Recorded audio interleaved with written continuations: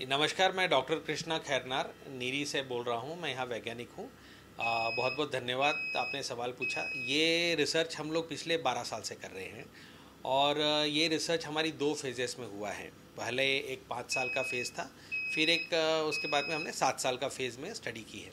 और गंगा जी की आपने निर्मलता की बात कही, इसमें एक बहुत बड़ी गंगा जी की पौराणिक कहावत है कि गंगा को अविरल बहने दो, गंगा को निर्मल रहने दो। गंगा अगर अविरल बहे, अविरल मतलब बेरोक टोक बहे, तो ही वो निर्मल रहती है। ये वेदों में कहा गया है और यही चीज़ को हमने आधार बना के, यानी जब national mission for clean Ganga, जिन्होंने नीरी को ये एक्स फैक्टर ढूंढने के लिए प्रोजेक्ट दिया, तब हमने इसी लाइन को पकड़ के संशोधन किया कि भाई गंगा की अविरलता और निर्मलता में क्या रिलेशनशिप है।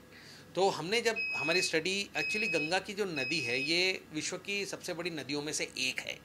लगभग 2400 किलोमीटर से भी लंबी नदी है और इस नदी का उद्गम है गोमुख में, जो गंगोत्री ग्लेशियर से आता है और ये ख़त्म होती है गंगा सागर में, जहाँ जाफर नगर नाम का एक गांव है, वहाँ पे नदिया डिस्ट्रिक्ट में, जहाँ वो ख़त्म होती है, बंगाल की खाड़ी में मिलती है। तो ये जो लंबा स्ट्रेच है, तो गंगा जी को समझने के लिए अगर हम एक आम आदमी के पर्सपेक्टिव से बात करें तो गंगा जी को समझने के लिए हमें इसे 3 भागों में बांटना पड़ेगा। ठीक है, पहला भाग है गोमुख से लेके हरिद्वार तक, जिसे हम पहला पार्ट बोलते हैं। फिर दूसरा है हरिद्वार से लेके पटना तक, जिसे हम सेकंड पार्ट बोलते हैं। और तीसरा है पटना से लेके जाफरनगर तक। जब हमने गंगा जी की स्टडी की तो हमने पाया कि ये जो कहावत है कि गंगा को अविरल बहने दो, गंगा को निर्मल रहने दो, ये ज़्यादा सार्थक हमें पहले भाग में दिखा, यानी गोमुख से लेके हरिद्वार तक। वो काफ़ी ये बात सार्थक है और वहाँ पे मानवीय पोल्यूशन और औद्योगिक पोल्यूशन भी काफ़ी कम है। इसके कारण जो गंगा की जो खासियत है, जो हमारी स्टडी से बाहर आई, वो 3 चीज़ें जो मेनली सामने आई। पहला, बैक्टीरिया को मारने वाला वायरस जिसे बोलते हैं बैक्टीरियोफाज, वो गंगा में विद्यमान है। दूसरा, डिजॉल्व ऑक्सीजन, जिसे गंगा में काफ़ी प्रचुर मात्रा में पाया गया, यहाँ तक कि नियर सैचुरेशन लेवल तक भी गंगा जी में डिजॉल्व ऑक्सीजन पाया गया। यानी हमारी स्टडी में 20 मिलीग्राम प्रति लीटर तक भी गंगा के पानी में हमें ऑक्सीजन मिला है। ये वहाँ के एक ठंडे वातावरण के कारण भी है। और तीसरा, फाइटोकेमिकल, जिसे हम टर्पीन्स बोलते हैं, ये पाए गए। तो ये हमें, ये जो स्पेशल प्रॉपर्टी गंगा जी की, जो गंगा जी को साफ रखने में मदद करते हैं, ये हमें पहले भाग में ही मिले। पर जहाँ तक बात दूसरे भाग और तीसरे भाग की आती है, वहाँ गंगा जी की स्थिति दयनीय है।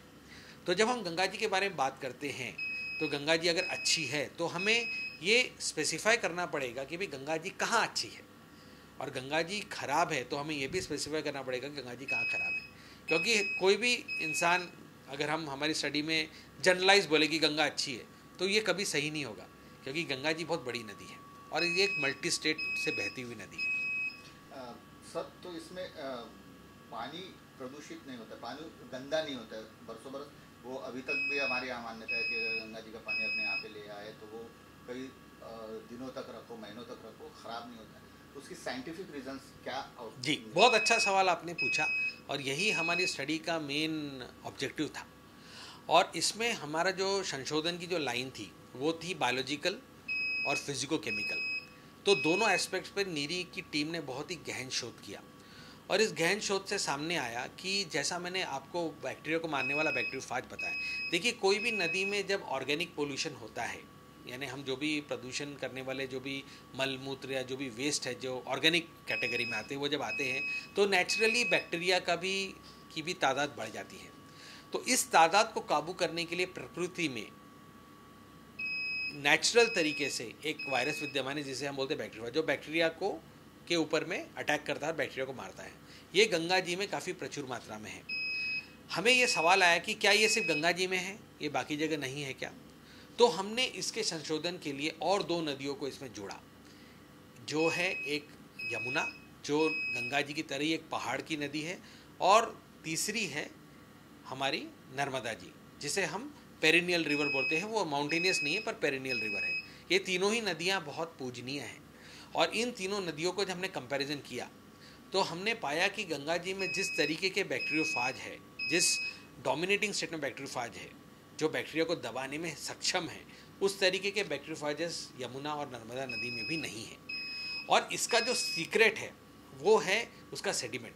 मैं आपको दिखाना चाहूँगा कि गंगा नदी का हम पानी लाए हैं, जनरली बहुत सारे जो संशोधन के ग्रुप्स है वो नदी के पानी पे ही फोकस करते हैं, और बहुत लोग एक जो खास चीज़ है जिसे हम बोलते हैं सेडिमेंट, इसे चूक जाते हैं। जो गंगा का जो नदी के जो पानी के जो स्वच्छ रहने का जो रहस्य है वो इसके सेडिमेंट में छुपा हुआ है। सेडिमेंट एक बैंक के जैसा काम करता है गंगा जी में, जिसमें जो भी इसके बैक्टीरियोफाजेस है, जो भी इसके स्पेशल तत्व है, जैसे ट्रेस एलिमेंट्स जिसे हम ट्रेस मेटल्स भी बोलते हैं, वो इसमें रहते हैं। और क्या है कि गंगा जी को जब जब उसके सेडिमेंट से खेलने का मौका मिलता है तब तक गंगा जी साफ रहती है। अब जैसे कि कोई डैम आ गया समझिए, या कोई बराज आ गया, तो क्या होता है कि नदी का पानी रोक दिया जाता है। उसके कारण क्या होता है कि नदी के जो सरफेस वाटर और जो उसकी जो तलछट है, जिसे हम सेडिमेंट बोलते हैं, इसके बीच का डिफरेंस जो है या डिस्टेंस जो है वो बढ़ जाता है। टेहरी में तो हमें 100 मीटर तक गहराई मिली है गंगा नदी की। तो ऐसे में क्या होता है, जो गंगा जी का जो नेचुरल फ्लो है, जिसे हम ई फ्लो बोलते हैं, ये एक साइंटिफिक टर्म है, जिसे हम पौराणिक तरीके से गंगा को अविरल बहने तो कहते हैं, तो वो ई फ्लो मेंटेन नहीं हो पाता, और उस कारण क्या होता है कि गंगा जी का पानी दूषित हो जाता है। और जब जब गंगा जी का पानी सेडिमेंट के साथ खेलता है, ये जो गुड प्रॉपर्टीज़ है जिनके बारे में हमने बताया, ये गंगा के पानी में आके गंगा के पानी को स्वच्छ करते जाती है।